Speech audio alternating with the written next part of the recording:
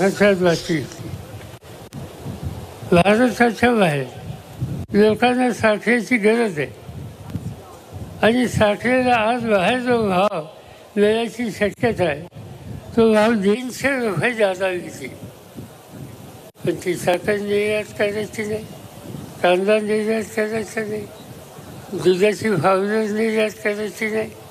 म्हणजे शेतकऱ्यांनी जे पिकवलं ते बाहेर फाटून त्याला 2 पैसे मिळतील हा रस्ता चालून द्यायचा नाही. हे धोरण आजचं मोदी साहेबांचं आहे आणि म्हणून हे शेतकऱ्यांच्या हिताचं आहे. आज देशामध्ये बेकार तरुणांची संख्या किती?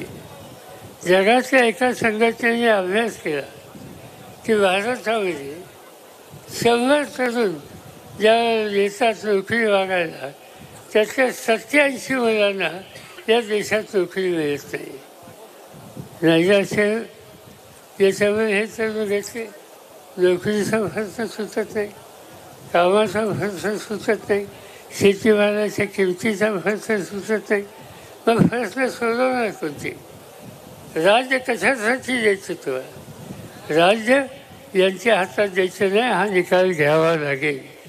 आणि दुसऱ्या बाजूला ज्यांच्या हातात सत्ता द्या आपण म्हणतो ती एक तुमच्यामधली पारनेसारख्या दुष्काळी तालुक्याचा गरीब कुटुंबातल्या एका नव्या पिढीच्या माणसाला खासदार म्हणून निवडून द्यावं ही विनंती आपण सगळ्यांना करतो.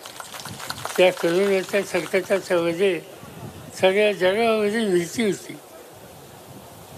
लोक दवाखान्यात जात नव्हते, हॉस्पिटलमध्ये जात नव्हते. हा आपला उमेदवार त्या ठिकाणी 30,000 पेशंटला घेऊन रात्रंदिवस तिथे राहिला, स्वतःच्या घरी गेला नाही. त्यांच्यावर जेवणखाण केलं, त्यांच्यावर उपचार दिले. एवढी माणुसकी फार क्वचित बघायला मिळते, ते निर्याती दाखवली.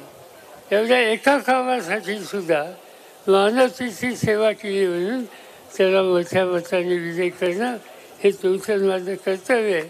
आणि तेच काम उद्याच्या निवडणुकीमध्ये करून श्रीगोंद्याचा नावलौकिक सगळ्या राज्यात वाढवावा हीच विनंती तुम्हाला करतो आणि माझे 2 शब्द सांगतो. पवार अहमदनगरमध्ये बोलतायत. निलेश लंकेच्या प्रचारासाठी ते अहमदनगरमध्ये आज सभा घेत आहेत आणि मोदी सरकारवर त्यांनी निशाणा साधलेला बेरोजगारी वाढलेली लोकशाही उद्ध्वस्त होऊ देणार नाही असं शरद पवारांनी यावेळी बोलताना म्हटलेलं आहे.